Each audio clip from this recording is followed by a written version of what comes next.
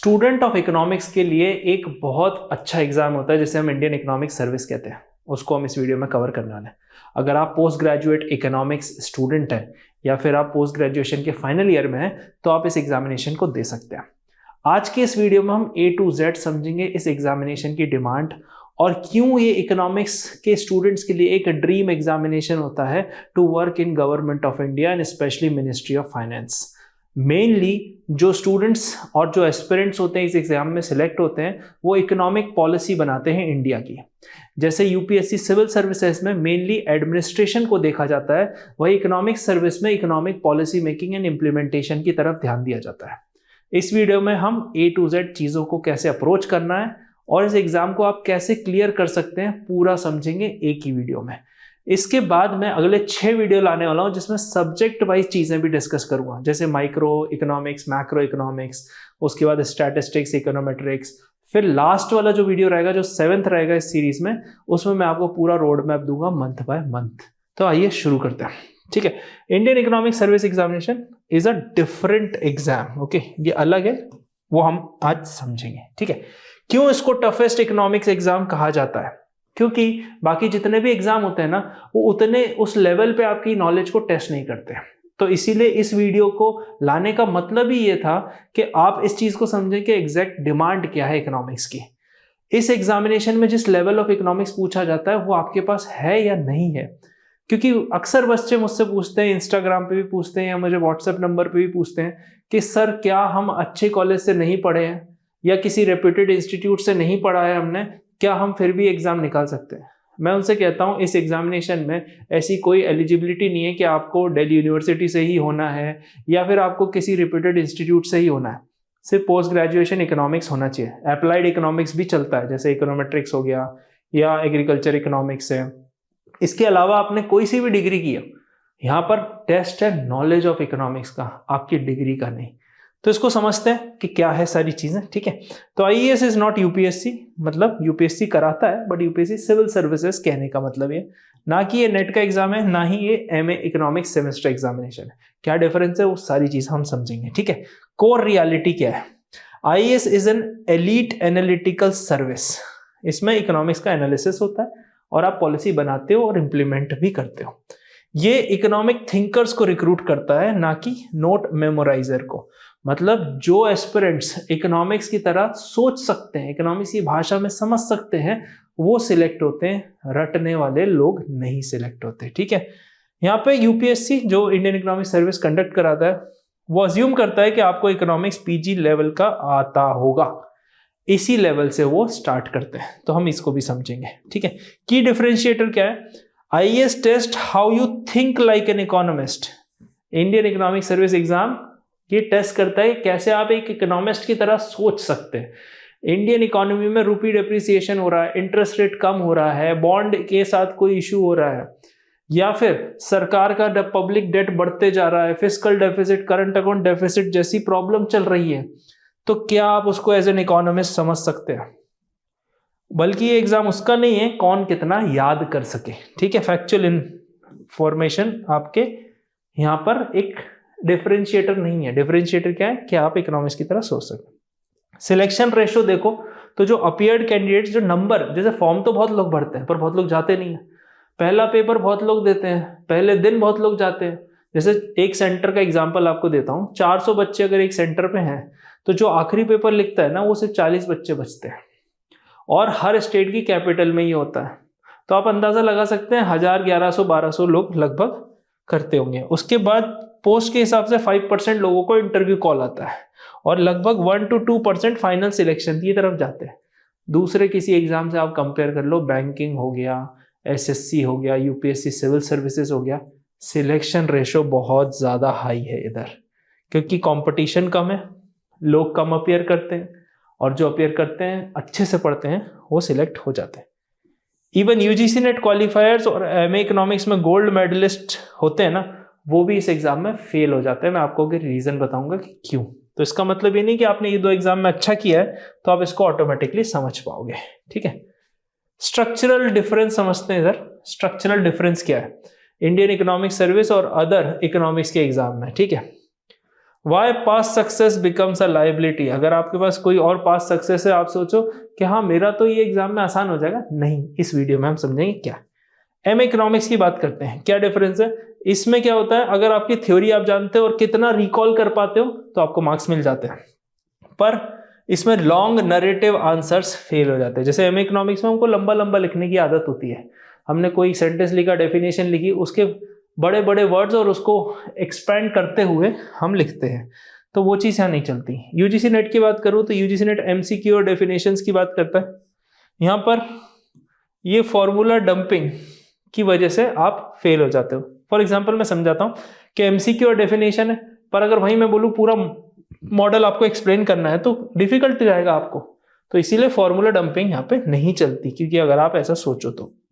General studies UPSC में जो पूछा जाता है वो कंसेप्चुअल अवेयरनेस है, न्यूज़पेपर हो गया जो चल रहा है इकोनॉमी में उस हिसाब से, पर ये लैक ऑफ रिगर यहाँ पर प्रॉब्लम, मतलब आप उतनी डेप्थ में नहीं जाके सोच पाते हो जो इकोनॉमिक सर्विस में रिक्वायर्ड है, आप एक जनरल आंसर लिखना शुरू कर देते हो। आईईएस की बात करूं तो इकोनॉमिक रीजनिंग को रिवॉर्ड करता है, मतलब आप इकोनॉमिक्स के तरीके से रीजनिंग दे के चीजों को समझा सकते हो। और मेमोरी माइंडसेट अगर आप लेके जाओ, मेमोराइजेशन रटने के उस पर, तो आप फेल हो जाओगे, क्योंकि एनालिटिकल क्वेश्चंस आते हैं। पूरा समझेंगे एक एक चीज, ठीक है। आईईएस पनिशेस वर्बोसिटी, मतलब अननेसेसरी के वर्ड्स लिखना को आईईएस पनिश करता है। वो प्रिसीजन को रिवॉर्ड करता है, मतलब कम शब्द में आप अपनी पूरी बात कैसे कह सकते हो, कैसे आप चीजों को अच्छे से एक्सप्लेन कर सकते हो with limited amount of words, ठीक है। फिर आ जाते हैं नेचर ऑफ आईईएस के क्वेश्चन पे, किस तरह के क्वेश्चंस आते हैं इसमें, है ना, ये बहुत क्रिटिकल है, इसलिए मैं आपको समझा रहा हूं। कैसे डिजाइन किए जाते हैं क्वेश्चन, उसको समझते हैं।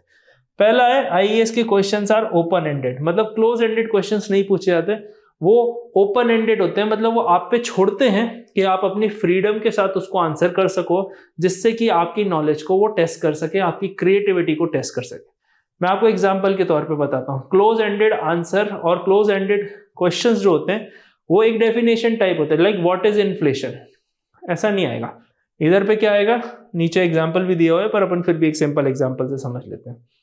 ओपन एंडेड क्या होगा, what is the impact of high inflation in India, और what is the impact on standard of living for high inflation facing Indian economy. तो ये ओपन एंडेड क्वेश्चन हो गए, जहां पे आपको डेफिनेशन और चीजें तो लिखनी ही है, पर उसके अलावा एनालिसिस भी लिखना है। दूसरा है डिमांड अजम्पशन, मतलब आईएएस के क्वेश्चंस अजम्पशंस डिमांड करते हैं। अगर आप कोई भी मॉडल लिख रहे हो, जैसे कि सेट्रस पेरिबस है, अगर वो अजम्पशन है तो आपको लिखना है। जैसे कि इंटरनेशनल इकोनॉमिक्स का कोई मॉडल अगर आप एक्सप्लेन कर रहे हैं तो उसका अजम्पशन है 2 × 2 × 2, तब जाके आप हेक्सचे-रोलिन मॉडल को एक्सप्लेन करो। फिर है रिक्वायर्ड लॉजिकल सीक्वेंसिंग, मतलब जब भी हम आंसर लिखेंगे तो एक सीक्वेंस में होना चाहिए, एक फ्लो बनना चाहिए उसका। अगर वो फ्लो नहीं बन रहा, आपने रैंडम डंप किए हुए हैं पॉइंट्स, तो भी आपको मार्क्स नहीं मिलेंगे। और लास्ट है दे एक्सपेक्ट इकोनॉमिक इंटरप्रिटेशन, मतलब कोई चीज पॉलिसी हुई है उसका क्या इंटरप्रिटेशन होगा वो आपको समझ में आना चाहिए। जैसे कि आरबीआई लगातार इंटरेस्ट रेट गिरा रहा है, तो लगातार इंटरेस्ट रेट गिरेंगे मतलब रेपो रेट कम होगा। अब वो रेपो रेट कम किस वजह से होगा, क्योंकि इन्फ्लेशन डाउन चल रहा है। अब रेपो रेट के कम होने से क्या होगा, क्रेडिट बढ़ेगा, क्योंकि लोन सस्ते हो जाएंगे तो लोग ज्यादा लोन लेंगे। तो ये इंप्लीकेशंस होते हैं किसी भी चीज के, वो आपको यहां पर समझना है, ठीक है। एग्जाम्पल के तौर पे देखते हैं। पहला है एक्सप्लेन आईएसएलएम मॉडल, है ना, ये हो गया सिंपल सा। पर critically examine policy effectiveness using IS LM under liquidity trap, ये आपका ओपन एंडेड क्वेश्चन हो गया। समझ में आया डिफरेंस, मतलब पूछा आईएसएलएम ही है, पर उस पे पहले तो एक डायरेक्टिव लगा दिया क्रिटिकली एग्जामिन, मतलब क्रिटिसिज्म भी करना है पर उसका सोल्यूशन भी देना है। किस बात का, पॉलिसी इफेक्टिवनेस, मतलब कोई भी पॉलिसी हम इंप्लीमेंट कर रहे हैं आईएसएलएम मॉडल के अकॉर्डिंग, तो उसकी क्या इफेक्टिवनेस है, कितना इफेक्टिव वो है to correct the economy. IES का शिफ्ट कहां पे होगा, एलएम का शिफ्ट कहां पे होगा, उसके हिसाब से। और फिर कंडीशन दी है कि लिक्विडिटी ट्रैप में किस तरह से इसका इफेक्टिवनेस दिखाया जाएगा। इस टाइप के क्वेश्चन आते हैं, ठीक है। So the question already assume that you know the model, मतलब पहले में क्या हो रहा है, आईएसएलएम मॉडल पूछा जा रहा है, पर दूसरे इसमें क्या हो रहा है, वो अज्यूम कर रहे हैं कि आपको आईएसएलएम मॉडल आता है। तो वो उन्होंने कंडीशन दी हुई है। आई होप आपको डिफरेंस समझ में आया होगा। ठीक है, what examiners actually look for, मतलब जब एक एस्पिरेंट आंसर लिखता है इस एग्जाम का, तो एग्जामिनर उसमें क्या चीज देखता है, क्या वो चाहता है कि एक एस्पिरेंट के आंसर में हो जिससे कि वो मार्क्स दे और वो फाइनल सिलेक्ट हो, इधर पे हम डिस्कस करेंगे। ठीक है, ये है हिडन इवैल्यूएशन क्राइटेरिया जो मैं आपको बताता हूं। मैंने लगभग जीवन में कम से कम 2 से 2,500 कॉपी इवैल्यूएट की है। 2 से 2,500 कॉपी बोल रहा हूं, मतलब फुल टेस्ट की कॉपी। अब इतनी कॉपी इवैल्यूएट करने के बाद और पास टॉपर्स को देखने के बाद और जो कॉपी इवैल्यूएट करते उनसे बात करने के बाद हमने ये चीज यहाँ पे क्लियर कट निकाली है। अब इस एग्जाम में क्या होता है ना, पीवाईक्यूज बहुत इंपॉर्टेंट होते हैं। अगर आपको सेग्रीगेटेड पीवाईक्यूज चाहिए ना, तो आप नीचे सपोर्ट नंबर पे मैसेज कर देना, है ना। नंबर आपको यहाँ भी दिख जाएगा स्क्रीन पे 7880 वाला। उस नंबर पे आप मैसेज करोगे, मैं आपको सेग्रीगेटेड पीवाईक्यूज दे दूंगा। आपका टाइम काफी बचेगा, जिससे आप subject wise previous year question समझ सकोगे, जो कि हमने पिछला क्वेश्चन देखा पिछली स्लाइड में उससे रिलेटेड। ठीक है, तो आपको और आइडिया लगेगा किस टाइप के क्वेश्चंस बनते हैं। एग्जामिनर क्या इवैल्यूएट करता है? पहला, इकोनॉमिक इंट्यूशन, मतलब क्या आप इकोनॉमिक्स की भाषा में समझ पाते हैं, चीजों को इंटरप्रेट कर पाते हैं और चीजों को प्रिडिक्ट भी कर पाते हैं। दूसरा है लॉजिकल फ्लो ऑफ आर्ग्यूमेंट, जैसे कि मैंने पिछले उसमें बताया था कि अगर आप कोई भी चीज पॉइंटर्स में लिख रहे हैं तो उसका एक लॉजिकल फ्लो होना चाहिए। जैसे कि फॉर एग्जांपल, अगर मैं किसी एक चोर को पकड़ता हूं तो सीधे उसको फांसी की सजा नहीं होगी, उसका एक फ्लो होगा कि चोर पकड़ा जाएगा, पहले पुलिस वाले के पास जाएगा, फिर मजिस्ट्रेट के पास जाएगा, फिर केस चलेगा, फिर वो सजा काटेगा या जो भी सजा दी जाएगी। तो उसका एक लॉजिकल फ्लो है, मतलब मन मर्जी से कुछ नहीं हो रहा। तो जब आप एडवाइस दो या आप रिकमेंडेशन दो आंसर में, उसका एक लॉजिकल फ्लो होना चाहिए।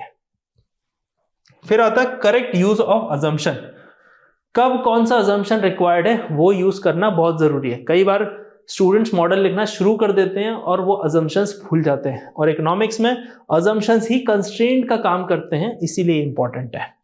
फिर आ जाता है एप्रोप्रिएट डायग्राम एंड मैथ्स, जहां जहां इक्वेशन रिक्वायर्ड है आप लिखो, क्योंकि इक्वेशन लिखने से आपके काफी वर्ड लिमिट बचती है। और जहां पे भी आप डायग्राम बना सकते हो वो डायग्राम भी आप जरूर बनाओ।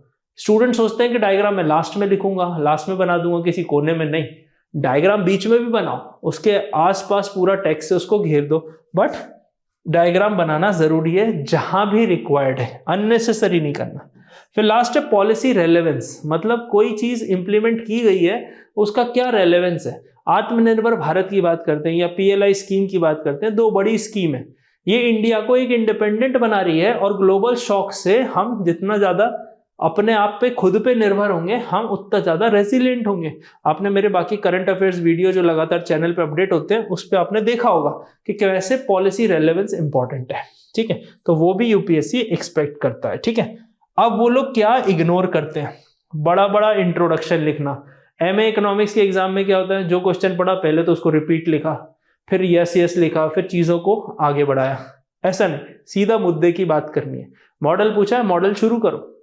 जब वो वहां कह रहा है कि आईएसएलएम मॉडल नहीं पूछ रहा, वो डायरेक्ट इंप्लीकेशन या पॉलिसी इफेक्टिवनेस पूछी जा रही है, तो आप डायरेक्ट मॉडल से शुरू करो। आप हिम्मत होता हो investment, saving, liquidity and etcetera, तो ये सारी चीजें आपको बताने की जरूरत नहीं है। दूसरा है बुकिश लैंग्वेज, मतलब जो किताब में लिखा है एज इट इज लाइंस लिखना नहीं, वो ओरिजिनलिटी को रिवॉर्ड करते हैं। अगर आप अपने ओरिजिनल थॉट्स लिखोगे, अब ओरिजिनल थॉट्स लिखने का मतलब ये नहीं कि हम थ्योरी बदलते हैं, हमको कहना वही है पर अपने शब्दों में कहना है, जिससे आपकी समझदारी रिफ्लेक्ट हो आंसर कॉपी पे। और फिर है एक्सेसिव डेरिवेशन, मतलब जहां भी मैथ्स और ग्राफ आता है वो हम थ्योरी को एक्सप्लेन करने के लिए होता है। अगर आपको ऐसा लग रहा है कि वो थ्योरी को एक्सप्लेन नहीं कर रहा है और अननेसेसरी हम डेरिवेटिव्स या डेरिवेशंस यूज कर रहे हैं, तो वो चीज आपको अवॉइड करनी है। ठीक है, ये हाई स्कोरिंग रियलिटी है। फ्यूअर इक्वेशन, बेटर एक्सप्लेनेशन, मोर इक्वेशन, नो इनसाइट। तो ये इस तरफ से आपके पास बेटर है। ठीक है, आपको क्लैरिटी हुई? कुछ डाउट हो तो आप कमेंट सेक्शन में जरूर लिखिएगा। Why PG economics student fail, मतलब इस एग्जाम में क्या होता है, एलिजिबिलिटी तो पीजी है, इंसान सोचता है कि पीजी लेवल ही आएगा, बट पीजी लेवल तो है, बट किस तरह से पूछा जा रहा है वो एक डिफरेंट है। यहाँ पे समझते हैं, क्योंकि वो एमए इकोनॉमिक्स में जैसे सेमेस्टर एग्जाम में लिखते हैं बिना वर्ड लिमिट के ज्यादा, वो यहाँ पर अगर लिखते हैं तो वो फेल होते हैं। ठीक है, explaining theory instead of applying it, मतलब कोई चीज पूछी है, उनने एज इट इज लिख दी। जैसे अपने एग्जाम्पल में आईएसएलएम में क्या हुआ, अगर वो आईएसएलएम पूरा मॉडल एक्सप्लेन करके आ जाए, बोलेंगे मैंने तो अच्छा आंसर लिखा, यूपीएससी ने मार्क्स नहीं दिए। यूपीएससी मार्क्स देता है but you don't know how to fetch those marks, आपको वो मार्क्स लेना नहीं आता। प्रॉब्लम क्या है, वो जब एप्लीकेशन पूछ रहे हैं तो आप थ्योरी क्यों लिख रहे हो, यहीं पे गलती करते हैं बच्चे। नॉट स्टेटिंग अजम्पशंस, उनको अवॉइड करना, अजम्पशंस नहीं लिखना। जब भी मॉडल है अजम्पशंस होने चाहिए, जैसे भाई इनपुट आउटपुट रेशो है ना, या फिर मैं बताऊं आपको नाइफ एज इक्विलिब्रियम है हेरेट डोमर मॉडल का, वो इंडियन इकोनॉमी में 1951 में फर्स्ट 5 ईयर प्लान में कैसे इंप्लीमेंट हुआ। तो ये सारी चीजें यहाँ पे समझनी है, ठीक है। फिर पुअर डायग्राम प्लेसमेंट, मतलब जैसे कि ये पेज है तो आप डायग्राम सिर्फ यहाँ कोने में मत बनाओ, अगर वो डायग्राम बीच में बन रहा है और यहाँ टेक्स्ट लिख रहे हो और थोड़ा टेक्स्ट यहाँ लिख रहे हो और फिर उसके बाद लास्ट में फिर से टेक्स्ट लिख दो, तो जहां अप्रोप्रिएट है वहां बनाओ। फिर no economic conclusion, economic conclusion मतलब आरबीआई ने कोई एक्स स्टेप लिया, उस पर इकोनॉमी पे वाई क्या इंपैक्ट होगा। तो कंक्लूजन लिखना क्यों इंपॉर्टेंट है, जहां पे डिसीजन लेने को आपसे कहा जा रहा है वहां पे आप डिसीजन लो, क्योंकि अगर वहां डिसीजन अवॉइड करोगे तो कंक्लूजन में आपको मार्क्स नहीं मिलेंगे। हार्ड ट्रूथ क्या है, सिर्फ इकोनॉमिक्स जानना और इकोनॉमिक्स की तरह आंसर लिखना दोनों बहुत अलग चीज है। So knowing economics is not equal to writing like an economist. इसके लिए आपको राइटिंग प्रैक्टिस करनी पड़ेगी। इक्वालिसी मोबाइल ऐप पे टेस्ट फ्री में अपलोडेड है, आप जाओ उसके आंसर कॉपी लिखो और एक बार हमको सबमिट करो, ठीक है। तो आप समझोगे कि आपको नॉलेज तो है बट क्या आप उस तरह से लिख पा रहे हो, क्योंकि मुझे जितना आता है मैं जो लिख रहा हूं मेरे हिसाब से तो मैं बेस्ट आंसर लिख रहा हूं, पर मैं एज एन एक्सपर्ट काफी सारी कॉपीज दिन में देखता हूं और वो कॉपीज देखने के बाद मुझे रियलाइज होता है कि यहां पर कमी है, वहां पर आपको पढ़ने की जरूरत है, ठीक है। आगे बढ़ते हैं। How an IAS answer is suppose to look, मतलब एक आंसर कैसा दिखना चाहिए। स्टूडेंट मुझसे बोलते हैं सर आपके इतने पास्ट ईयर टॉपर सिलेक्ट हुए, उनकी कॉपी दिखा दो। मेरे को कॉपी दिखाने में कोई परेशानी नहीं, बट वो उसको कॉपी करने लग जाते हैं कि भाई इसने ऐसा लिखा और ये सिलेक्ट हो गया। अब मान लीजिए जून में एग्जाम है, वो बच्चे ने फरवरी का टेस्ट दिया, आप सोचे टॉपर की कॉपी है, पर फरवरी में उसकी उतनी तैयारी नहीं थी। आप उसको कॉपी करोगे तो शायद आप सोचो कि ये बेस्ट है, इससे ऊपर क्या ही होगा, बट ऐसा नहीं है।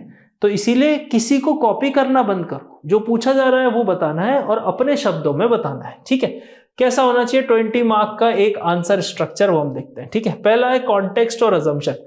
जब भी कोई बात करो उसका कॉन्टेक्स्ट जरूर दे दो। जैसे कि context of classical economist, supply creates its own demand fail हुआ था, है ना, वो एक अजम्पशन था। वो फेल कब हुआ, ग्रेट डिप्रेशन आ गया, तो आपने एक कॉन्टेक्स्ट दे दिया कि क्लासिकल इकोनॉमिस्ट, है ना, फिर ग्रेट डिप्रेशन, फिर supply creates its own demand और फिर कीन्स की एंट्री, इस तरह से। फिर कोर मॉडल इंट्यूशन, जो आपका मॉडल है क्या कह रहा है, जैसे सोलो मॉडल है, किस बात पे बात करता है, टेक्नोलॉजी पे बात करता है, स्टेडी स्टेट ऑफ ग्रोथ पे बात करता है।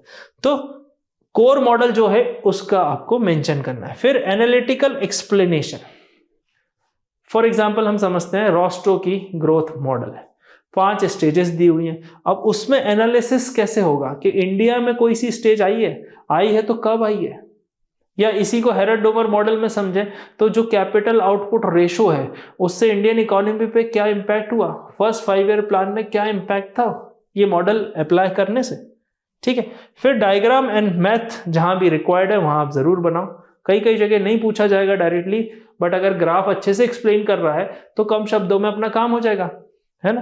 तो इसलिए ग्राफ की लेबलिंग करना, ग्राफ के शिफ्ट्स बताना कि अगर मेरा आईएस कर्व शिफ्ट हो रहा है आउटवर्ड तो उसका क्या मीनिंग है, बजट लाइन का रोटेशन है या बजट लाइन की शिफ्टिंग है, क्या डिफरेंस होता है उस चीजों में।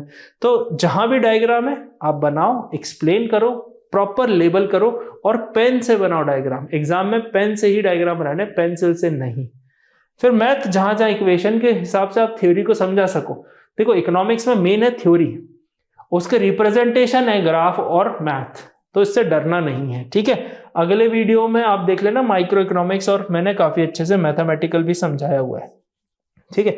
फिर पॉलिसी इंप्लीकेशन, मतलब कोई सी भी पॉलिसी गवर्नमेंट ने रोल आउट की है उसका क्या इंप्लाइड मैटर होने वाला है, कैसे उसको इंप्लीमेंटेशन होने वाला है। इन सिंपल सेंस में आपको समझाता हूं, गवर्नमेंट ने कोई स्कीम रोल आउट की, मान लीजिए अभी जो मनरेगा का नाम बदल के VBG राम जी उनने रखा है, मतलब ग्राम और जी योजना ग्रामीण वाला। तो उसका क्या इम्प्लीकेशन होने वाला है? अब इम्प्लीकेशन पॉलिटिकली भी है कि भाई महात्मा गांधी का नाम हटा दिया गया, पर उसका आपको इकोनॉमिक इम्प्लीकेशन देखना है कि दिन बढ़ गए, 100 दिन से ज्यादा बढ़ा दिए गए हैं। अब बायोमेट्रिक और इस टेक्नोलॉजी लाई है तो फेक बेनिफिशियरीज कट होंगे। तो इसका इम्प्लीकेशन क्या है? सरकार का भी सब्सिडी बिल कम होगा, लोगों को बेहतर रोजगार मिलेगा, ज्यादा दिन का मिलेगा, तरीके चेंज हो जाएंगे तो करप्शन और लीकेज कम हो जाएंगे। तो इसका इम्प्लीकेशन कितना सारा है, ठीक है। फिर शार्प कंक्लूजन, मतलब कंक्लूजन क्लियर कट होना चाहिए कि भाई सरकार ने आत्मनिर्भर भारत की योजना लाई या PLI की स्कीम लाई, तो इंडिया में मेक इन इंडिया में काफी सारे चीजें बन रही हैं। जैसे कि चाइना के जितने फोन हैं, चाइनीज फोन, वीवो, ओप्पो, ये सब इंडिया में बन रहे हैं, तब आप खरीद रहे हो, तो इंडिया में उसका फायदा हुआ है। ये हो गया आपका conclusion. So this answer shows clarity not confusion, है ना। यहाँ पे आपको चीजें समझ में आ जाएंगी। फिर IAS का प्रिपरेशन माइंडसेट देखते हैं। ये नॉन नेगोशिएबल है, क्योंकि बच्चे ना माइंडसेट शिफ्ट नहीं कर पाते। उनको नॉलेज होता है, उनको सब होता है। मैं कई बच्चों से फोन पे भी बात करता हूँ या मेंटरशिप सेशन, जब हम लाइव आंसर राइटिंग कर रहे होते हैं, मैं उनको आंसर बताता हूँ, वो मेरे सामने लिख रहे होते हैं। अब उसमें सबसे बड़ी चीज पता है क्या है आपको? माइंडसेट शिफ्ट नहीं हो पाता, वो सेमेस्टर लेवल का ही आंसर लिखते हैं। IAS रिक्वायर्स क्या? Thinking in models. तो अगर मैं न्यूज़पेपर में कोई भी न्यूज़ पढ़ रहा हूँ, मान लीजिए रेगुलेटरी बॉडीज पढ़ रहा हूँ कि भाई सेबी को स्ट्रांग होना जरूरी है, RBI को स्ट्रांग होना जरूरी है। अब इसी तरह से मैं जब इकोनॉमिक्स की कोई भी थ्योरी पढ़ रहा हूँ, तो उसमें सेंट्रल बैंक का क्या रोल है? क्या RBI उन थ्योरी से कनेक्टेड है? क्या मैं यूरोपियन यूनियन को देखता हूं जहां पे फिस्कल पॉलिसी और मॉनेटरी पॉलिसी अलग अलग है, मतलब मॉनेटरी पॉलिसी पूरे यूरोपियन यूनियन की एक इंसान बनाता है, मतलब एक बॉडी बनाती है जिसे हम यूरोपियन सेंट्रल बैंक कहते हैं, पर फिस्कल पॉलिसी हर सरकार हर कंट्री की अलग अलग बनाती है। तो मतलब उनका एक कोऑर्डिनेशन बिठाना मुश्किल है, क्योंकि जर्मनी और फ्रांस जैसी बड़ी इकोनॉमी है, वहीं अगर ग्रीस, इटली और स्पेन की बात करूं, वो स्ट्रगलिंग इकोनॉमीज है। तो कैसे ये मिक्स होगा? अब जैसे ही मैंने न्यूज पढ़ी, मुझे याद आया ये मुंडल फ्लेमिंग मॉडल है इंटरनेशनल इकोनॉमिक्स का, उससे लिंक्ड है। तो ये लिंकेज आपको सीखना होगा, ठीक है। फिर अगला आ जाता है एक्सप्लेनिंग रिजल्ट इकोनॉमिकली। तो अब मैं यहां से कह रहा हूं इन्फ्लेशन डाउन हो रहा है, इन्फ्लेशन इज गोइंग डाउन, इसीलिए रेपो रेट भी कम कर रहा है। अब मेरे हवा में बोलने से तो होगा नहीं, मुझे डेटा देना पड़ेगा, WPI का, CPI का, वो यहां पर है। फिर राइटिंग कंसाइजली। क्यों हमको शॉर्ट में अपनी बात कहने की आदत डालनी है? क्योंकि आप अपने सीनियर को बोलोगे 1 पेज में, आपका सीनियर उसके सीनियर को बोलेगा हाफ पेज में, उसका सीनियर 2 लाइन में बोलेगा चीफ इकोनॉमिक एडवाइजर को, और chief economic adviser prime minister को बोलेगा 1 लाइन में। तो अगर आप 4-4, 10-10 पेज लिखने की आदत बना लोगे, तो ऑब्वियसली आपका कोई काम होना नहीं है।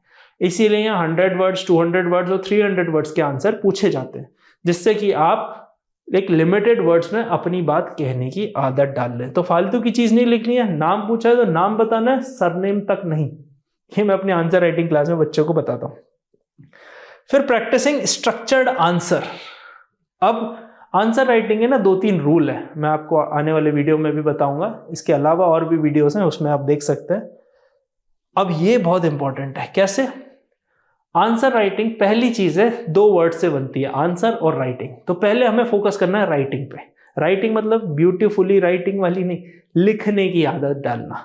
फिर उसके बाद उस आंसर को लिखने की आदत डालना, फिर उस आंसर को टाइम फ्रेम में लिखने की आदत डालना, फिर उस आंसर को वर्ड लिमिट में लिखने की आदत डालना। ये 4 स्टेप मेथडोलॉजी है। इसको लेके मेरे पास एक स्ट्रक्चर्ड ई बुक है, आपको चाहिए तो सपोर्ट नंबर पे आप मैसेज कर देना, IAS आंसर राइटिंग ई बुक, मैं आपको फ्री में मिल जाएगी। PDF है, आप उसको देखना। कैसे उसमें मैंने कॉपीज भी बताई हुई है, कैसे लिखा जाता है, कैसे स्ट्रक्चर्ड आंसर्स होते हैं, ये सारी चीजें बहुत इंपॉर्टेंट है जो आपको ध्यान रखनी है। क्यों होता है? क्योंकि ये होता है, ये आप सुनना ध्यान से। From what is the theory to what does this result imply. Theory क्या है, यहां से आपको शिफ्ट करना होता है टू दिस, कि ये रिजल्ट का क्या इंप्लीकेशन है। ठीक है, फाइनल टेक अवे देखते हैं, इससे आपकी पोजीशनिंग सॉलिड होने वाली है। हु अल्टीमेटली क्लियर्स IAS, किसका सिलेक्शन होता है? Not the smartest. मैं अगर यूनिवर्सिटी टॉपर हूं, अच्छे कॉलेज से पढ़ा हूं, लंदन स्कूल ऑफ इकोनॉमिक्स से भी पढ़ा हूं, जरूरी नहीं मेरा सिलेक्शन हो जाए।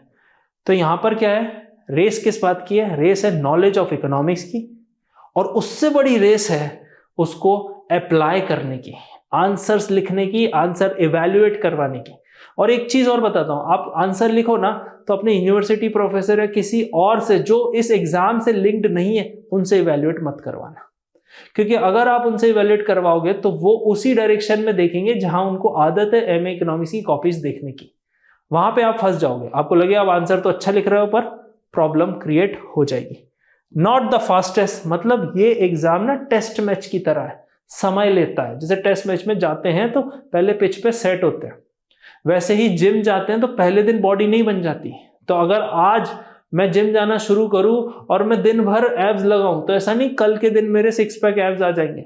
जो आज करना है वो आज ही करना है, कल परसों 30 दिन 60 दिन 90 दिन तब जाके होगा। तो ये रेस नहीं है, ग्रेजुअल कंसिस्टेंसी का खेल है, गेम लंबा है, टाइम आपको देना पड़ेगा, ठीक है।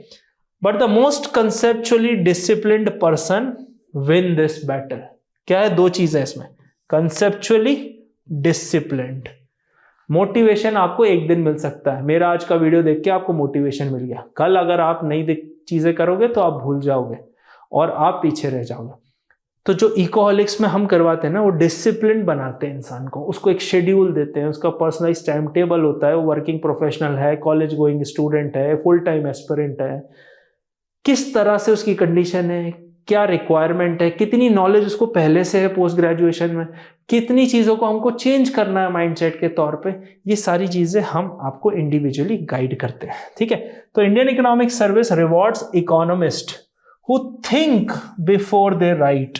तो आपने देखा होगा ना, बड़े बड़े लोगों की स्पीच जब सुनोगे वो सोच के बोलते हैं, ऐसा नहीं कि उनको बोलते नहीं बन रहा, पर उनके एक एक शब्द से ना कंट्रोवर्सी क्रिएट हो जाती है, इसलिए वो ध्यान से चीज़ों को बोलते हैं। जैसे आरबीआई गवर्नर की स्पीच सुनोगे, उसमें कोई भी ऊपर नीचे वर्ड हो गया ना, उससे इकोनॉमी पे इम्पैक्ट आ जाएगा, क्योंकि आरबीआई गवर्नर ऐसा सोच रहा है मतलब पॉलिसी ऐसी आएगी, पॉलिसी ऐसी आएगी मतलब ये एक्शन लेना है। जैसे कि फॉर एग्जांपल अभी की न्यूज़ बताऊं तो RBI OMO open market operation कर रहा है, उससे लोगों को लगा कि कैश इन्फ्यूज हो रहा है इकोनॉमी में, लिक्विडिटी हो रही है, तो कैपिटल आउटफ्लो होना शुरू हो गया, रुपी डेप्रिशिएट होना शुरू हो गया। मतलब एक एक्शन के आरबीआई से इकोनॉमी पे कितना बड़ा इंपैक्ट पड़ता है। तो आई होप आपको चीजें समझ में आई होंगी। वीडियो पसंद आया तो don't forget to subscribe Ecoholics, और अगर आप कोर्सेज और test series Indian economics service की चाहते हैं तो नीचे एडमिशन फॉर्म और वेबसाइट का लिंक दिया है, आप वहाँ जाके रजिस्टर कर सकते हैं। मुझसे बात करनी है तो मेरा व्हाट्सएप नंबर सेपरेटली नीचे दिया हुआ है। उसके अलावा जितना पीडीएफ और मैंने आपको सब कमिट किया था वो आप यहाँ से कलेक्ट कर सकते हैं, ये हमारा सपोर्ट नंबर है। मिलते हैं अगले वीडियो में, थैंक यू सो मच, जय हिंद।